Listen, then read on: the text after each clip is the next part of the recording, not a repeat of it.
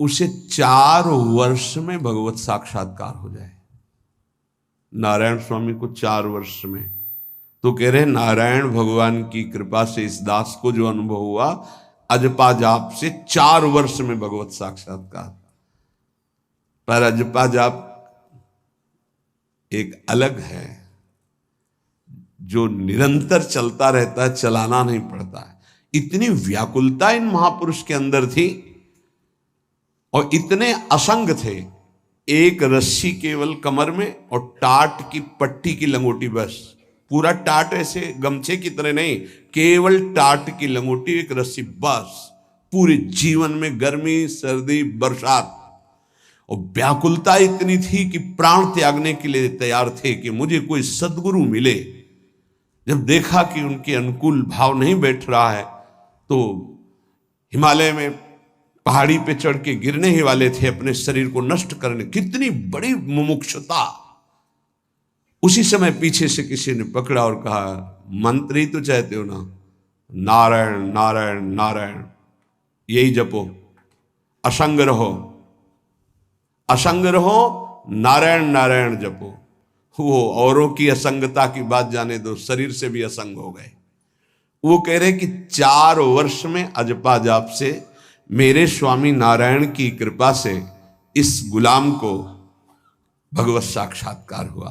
पहला जो दर्शन हुआ, इससे पता चलता फिर आगे दर्शन होते रहे। पीछे छम छम की आवाज आई। अचानक वो इतना आकर्षण था कि मैं मुड़ा, देखा वो विमान की छोटी छोटी घंटियां बज रही थी। 4 पार्षद जो भगवान नारायण के आसपास थे और बीच में भगवान नारायण विराजमान थे। विमान नीचे उतरा, जो ही हमने देखा साष्टांग दंडवत किया, निहाल हो गए।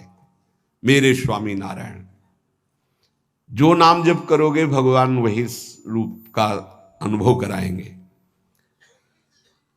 उन्होंने कहा, अब तुम्हारा जीवन कर्तव्य पूर्ण हो गया, अब तुम्हारे लिए कोई कर्तव्य नहीं। बद्रिकाश्रम चले जाओ और वहां बस मेरा भजन करते रहो, तुम्हारा काम पूरा हो चुका है। इस साधन से मैं कृतकृत्य हो गया, अजपा जाप से। ये अजपा जाप सब कोई कर सकता है, पर इसमें ये नियम है, वाणी से सत्य बोलना। अजपा जाप उसी का चलेगा, सत्य बोलने वाले का। ये जब उतरे हैं भगवत मार्ग में, तो झूठ काहे को बोले भाई, काहे को झूठ बोले। लेकिन झूठ का तो ऐसा राज्य हो चुका है जबान पे, मतलब समझे में नहीं आता कि हम झूठ बोल रहे। और झूठ में कलयुग का वास है, असत्य, इसमें कलयुग का वास है। इसीलिए प्रायः सबकी वाणी से झूठ निकलता है। झूठे ही लेना, झूठे ही देना, झूठे ही भोजन, झूठ चबेना। तो कम से कम और भूले तो भूलो तुम जिन भूलो मालाधारी। अरे भगवत पार्षद, तुम क्यों भूल रहे हो कि तुम सत्य स्वरूप भगवान की आराधना करते हो।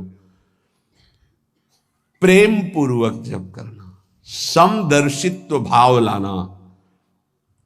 अजपा जाप 24 घंटे होता है श्वास के साथ पहले। 4 वर्ष के साधन से विमान में आए हुए भगवान नारायण का दर्शन। भाई जी महाराज का तो ऐसे दर्शन, निज पार्षद जन, निज जन थे, उनके बीच में भाई जी से पूछते जा रहे हैं, पूज्य श्री जयदयाल गोयनका जी, भगवान के चरण कितनी दूर हैं? बस बोले पास हैं, स्पर्श कर रहा हो। कैसे लोगों को विश्वास होगा? कैसे? जैसे वो एक विज्ञान से पढ़े लिखे डॉक्टर, तो उनको लग रहा था कि संत ऐसा कैसे कर सकते हैं कि किसी का कैंसर नष्ट कर दें। जैसे उनको लग, पूज्य राधा बाबा के प्रारब्ध को भाई जी ने अपने शरीर पर लिया। देखो, नाटक करना अलग बात है, सिद्ध संत जन करुणामय होते हैं। कल फिर बताया था, उन्होंने अपने प्रारब्ध जो भजन साधन से एकत्रित किया हुआ, उनको दिया, प्रारब्ध अपने ऊपर ले लिया। अपनी टांग कटा ली, उनका कैंसर। भाई जी अस्पताल में भर्ती रहे राधा बाबा के प्रारब्ध को लेकर के। इन संतों की महान उदारता और महिमा को कैसे कोई जानेगा। ये अजपा जाप में बड़ी सामर्थ्य है। इसमें क्या होता है कि जपना नहीं होता है, पर यहां तक पहुंचना कठिन है। पीछे बताया गया था कि इतने समय तक अगर आप वैखरी से भजन करें, परसों ही शायद चर्चा हुई थी, फिर आपके कंठ से चलने लगेगा, फिर आपके हृदय से चलने लगेगा, फिर नाभि से चलने लगेगा। ये श्वास पर अभ्यास किया जाता है।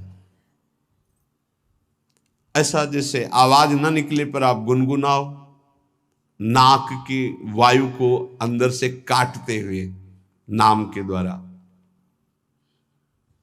बस आवाज नहीं निकल रही, क्या चल रहा है श्वास में। हमने नारायण शब्द का अभ्यास किया। नारायण स्वामी जी कह रहे, जो हमें गुरुजी ने दिया नारायण नारायण। 24 घंटे इसका अभ्यास करते करते रोम रोम आनंद से भर गया और नारायण शब्द स्वाभाविक चलने लगा। अजपा जाप बहुत जल्दी भगवत साक्षात्कार कराता है। करता नहीं रहता जाप का, और जाप होता है। भोरी सखी जी ने भी कहा, नाम श्वास दो बिलक चलत है, इनको भेद नमो को भावे, श्वास ही नाम नाम ही श्वासा, नाम श्वास को भेद मिटा। बहुत जो चाहोगे प्राप्त हो जाएगा।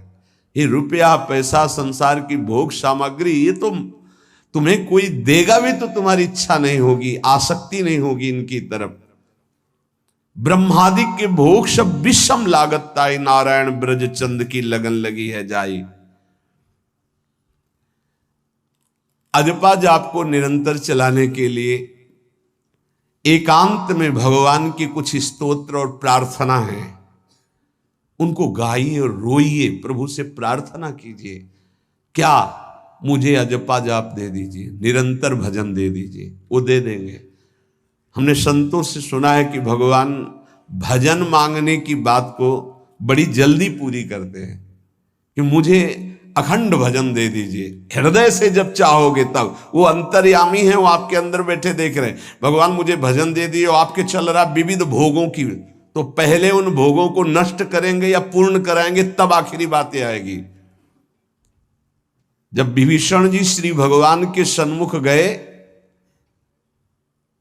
तो भगवान ने सबसे पहली बात पूर्ण की, जो लंका में चलते समय भाव आया था कि भगवान के चरणों का आश्रय लेकर उनके बाहुबल से इस रावण का विनाश करके जिस सिंहासन पर बैठकर इसने लात मारी, यहीं बैठूंगा आके। पहला काम किया, समुद्र का जल मंगाकर लंकाधिपति पद पर अभिषिक्त कर दिया। और लंकेश कह के उन्होंने कहा कि प्रभु उर्कछु प्रथम वासना रही, प्रभुपद प्रीति सरित सो वही। प्रभु आपके चरणों के दर्शन से कोई कामना नहीं। तो भगवान कहते नहीं, पहले कामना की थी उसकी पूर्ति ले।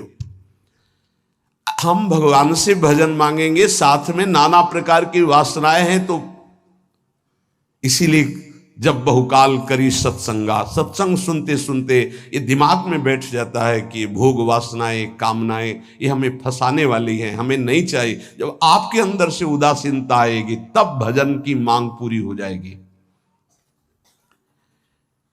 कभी कभी भगवान का गुणानुवाद करके एकांत में रोया करे साधक। कभी रोना आता है अपने इंद्रिय और मन के विलास की पूर्ति ना होने पर।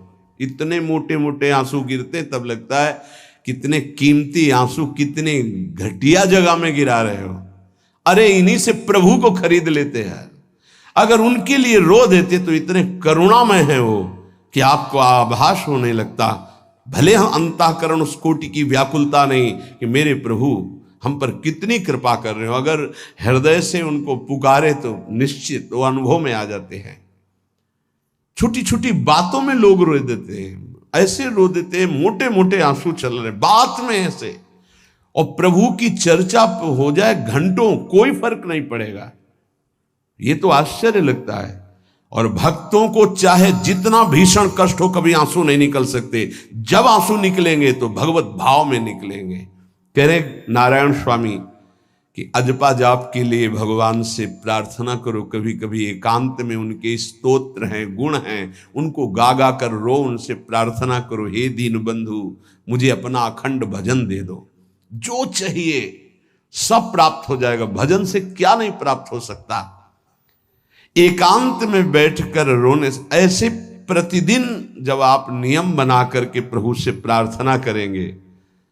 मीराबाई जी ऐसा ही करती थी, रात्रि में गिरधर से बात करती थी, प्रार्थना करती थी। नारायण स्वामी जी कह रहे हैं, उपासक ये बिल्कुल ध्यान रखे, यदि नाम सिद्ध करना है तो झूठ बोलना शपथ पूर्वक त्याग दे। झूठ नहीं बोलूंगा, सत्य बोलना इस अजपा जाप के लिए निहायत जरूरी है, निहायत जरूरी है। प्रार्थना है, काहे को मलिन करे जिह्वा। जब हम भगवत मार्ग में चल रहे तो ये याद भूल जाती है हमें कि हमें सत्य ही भाषण करना है, असत्य नहीं बोलना। ये हमें भूल जाते हैं।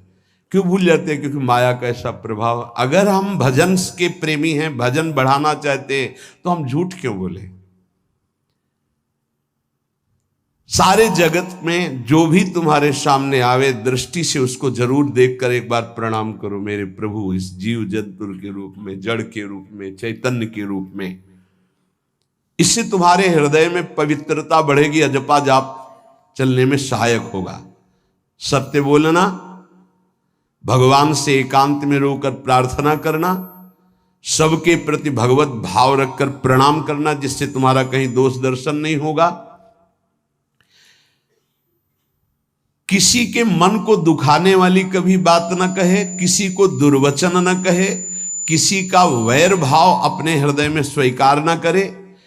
ये साधन मैंने स्वयं किया है नारायण की कृपा से।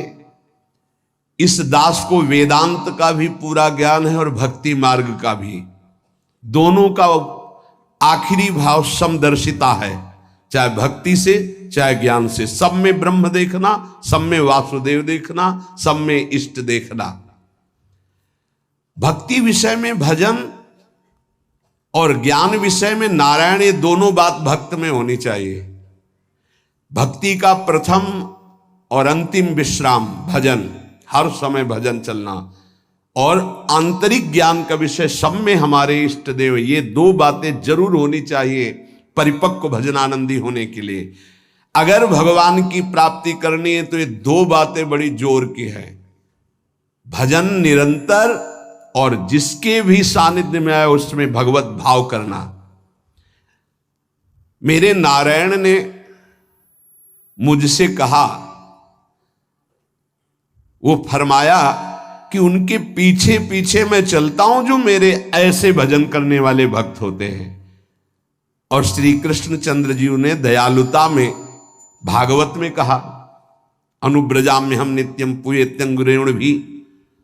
मुझे बहुत रोना आता है बात सुनकर के कि दास की चरण रज के लिए स्वामी पीछे पीछे डोलता है। किस भक्त के पीछे? जो दो बातें यहां कही, जो निरंतर नाम जप करता है और सब में भगवत भाव रखता है। तो भगवान नारायण ने नारायण स्वामी से कहा कि मैं उसके पीछे पीछे डोलता हूं कि उसकी चरण रज मेरे ऊपर पड़ जाए।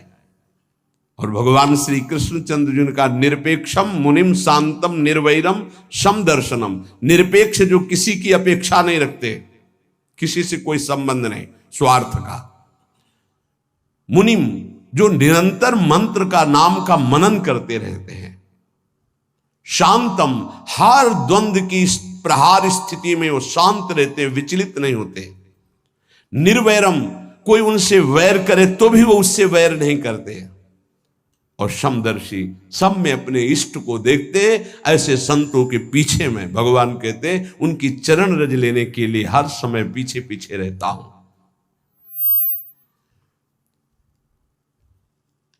अहिंसा परमो धर्मा शास्त्रों में वर्णन किया गया है। इसलिए किसी भी जीव को कष्ट नहीं पहुंचाना है। गर्दन झुका करके रास्ते में चलना सीखो कि नीचे कोई जीव तो नहीं दब रहा हमारे पैर से। शरीर को सावधानी पूर्वक, किसी को दुख न पहुंच जाए मेरे शरीर से। वाणी को संभाल कर, किसी के हृदय में बाग बाण ना लग जाए, वाणी का बाण ना लग जाए। बाहर का प्रहार तो सहा जाता है, लेकिन जब हृदय में शब्द चुभता है वचनों का, ये बाण खरकता रहता है। किसी भी जीव को कभी मारना नहीं, वो तुम्हें नुकसान नहीं पहुंचाएगा। गीता वाटिका में सांप निकला, फण वाला कोबरा। राधा बाबा ने कहा देखो अभी केवल हमने देखा है, अगर और लोग देखेंगे तो आपको पीड़ा पहुंचा सकते हैं, इसलिए एक लकड़ी उठाई और कहा मैं रास्ता बना रहा हूं, आप इधर से चले जाओ। ऐसे किया, सांप उधर चला। सब में भगवान है। अगर हम भगवत भाव करते हैं तो निश्चित वहां से कोई विरोध नहीं होगा।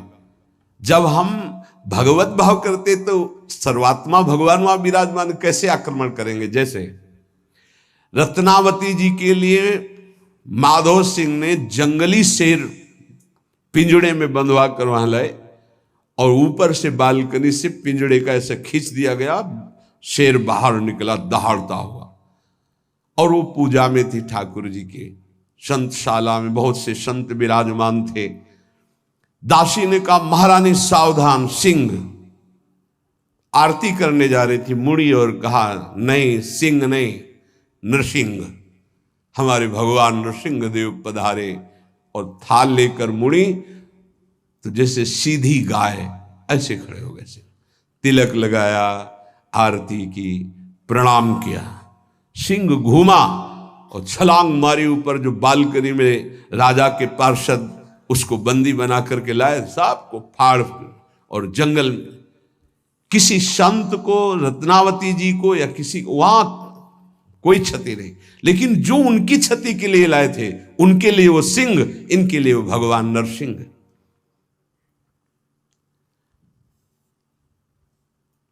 यथा योग्य दूसरे की सहायता करना, ये अपने भजन को बढ़ाने के लिए अत्यंत आवश्यक है। नारायण स्वामी जी कहते हैं साधु क्या सहायता करेगा। मान लो जो अकिंचन है वो क्या सहायता करेगा। तो विद्या दान सबसे बड़ा दान है। तुमने जो शास्त्रों में स्वाध्याय किया है, जो अनुभव किया है, वो दूसरों को दो। जो अधिकारी है, जो दैन्य है, जो सुनना चाहता है, उसे जरूर सुनाना चाहिए। जो विद्या का दान करता है, भगवान का भजन बहुत सहजता से होने लगता है, दूसरे को भजन में लगाने की बात। इसीलिए जैसे आप गृहस्थ में हैं तो आप अपने परिवार के छोटे बच्चे बड़े सब 5 मिनट आप राधा राधा कहिए, आप 10 मिनट भजन कीजिए, आप स्वयं कीर्तन कीजिए, पूरे परिवार को सुनने को मिले, बहुत लाभ मिलता है। सब अगर नगर कीर्तन करें तो लाखों लोगों के पाप नष्ट हो जाए, आपको बहुत जल्दी भगवत प्राप्ति हो जाए। ये साधन होते थे। अब क्या हो गया कि इतनी भजन के प्रति लघु बुद्धि हो गई कि शर्म लगेगी कि हम पूरे गांव में कैसे कीर्तन करें। जो शर्म लगने वाली बातें उनमें शर्म नहीं, नाम जप में शर्म लगेगी कि हम 10 लोग मिलकर नगर कीर्तन करें। पहले ऐसा था, प्रातः 4 बजे गांव के 10-20 लोग बड़े बूढ़े मंजीरा लेकर, ढोलक लेकर के आसपास गांव में फेरी देते थे, जिसे प्रभात फेरी कहते थे, और वो नाम कीर्तन करते हुए कितनी सुंदर प्रथाएं थी। शाम के समय रामायण या भागवत की कथाएं, कोई जो पढ़ा लिखा है वो सुना रहा है, 10, 20, 50 ऐसे आसपास के घरों के लोग बैठकर भगवान की चर्चा सुन रहे हैं। ये जरूर करना चाहिए, जो भजन के लिए बहुत उत्साह बढ़ता है। ध्यान करते समय, भजन करते समय मन तुम्हें घुमा घुमा कर माया में फंसाएगा। नारायण स्वामी का अनुभव, तुम्हें उसको घुमा घुमा के भजन में लाना है, ये युद्ध करना है। मन ने जो मांगा वही हम देने के लिए तैयार हो जाते हैं। ध्रुवदास जी कहते हैं, मन अब तक तूने जो कहा मैंने किया, मैं जो कहता हूं तुम्हें करना पड़ेगा। थोड़ा तो हिम्मत लाओ मन से लड़ने के लिए, और किसी से लड़ने की जरूरत नहीं। मन को जीत गए तो सच्चे गुरु बन जाओगे। मन को जिसने चेला बना लिया वही सच्चा गुरु नहीं। मन के सब चेला हैं, कोई बिरला ऐसा है जो मन को अपने शिष्य बना ले। बहुत ध्यान दीजिए, लाखों बार प्रश्न आते हैं ये। मन जब तुम भजन में बैठोगे तो घुमा घुमा कर माया में मारेगा, आपको वहीं गिराएगा। तुमको ये करना है कि उसे घुमा घुमा कर नाम में लाना है। चल राधा राधा राधा, तेरी एक बात नहीं सुनेंगे। इस साधन के करने से मन की शक्ति जो विषय भोगों में फंसाने वाली है वो कम हो जाती है। ध्यान दीजिए, बड़े अनुभवी महात्मा है नारायण स्वामी। बार बार जब आप अपने मन को संसार की तरफ जाते हुए से घसीट कर नाम में लाएंगे तो कमजोर पड़ जाएगा और वो तुम्हारे अधीन होने लगेगा। मन जिसने अधीन कर लिया वो साक्षात भगवत स्वरूप हो जाता है। मन मारिया तन बस में की ना, हुआ भरम सब दूर। बाहर से कछु दिखत नाही, अंदर चमके नूर। आपो त्याग जगत में बैठे नहीं किसी से काम, उनमें तू कछु अंतर नाही। संत कहो चाहे राम, वो भगवान का स्वरूप हो जाते हैं। मन की प्रत्येक स्फुरणा पर ध्यान रहे, वो तुम्हें संसार की तरफ घुमा घुमा कर मारेगा, तुम्हें घुमा के नाम में लाना है। ये साधन तुम्हें अजपा जाप में स्थित करेगा। मन रूपी दर्पण को साफ करना है। जो जो वासना आवे उस वासना को नहीं भोगना है, इससे मन रूपी दर्पण साफ हो जाएगा। जैसे जैसे तुम वासनाओं को भोगते हो वैसे वैसे मन के ऊपर परत चढ़ती चली जाती है मल की, और जैसे जैसे तुम वासनाओं को नहीं भोगते हो तो मन निर्वासनिक होता जाता है। भोगने से सुख नहीं मिलेगा, ना भोगने से सुख मिलेगा। भोगने से शांति नहीं मिलेगी, ना भोगने से शांति मिलेगी। त्यागात शांतिरंतरम। अब बहुत बुरा बैठ गया है ये हमारे हृदय में कि हमारे मन में जो आए वो भोग मिल जाए, हम सुखी। बड़ी कृपा। बोले जब से भजन शुरू किया बड़ा चमत्कार, जो चाहते हो जाता है। दुर्भाग्य, ये कोई सौभाग्य है? जो मन चाहे वो पूर्ण हो जाए सौभाग्य नहीं है।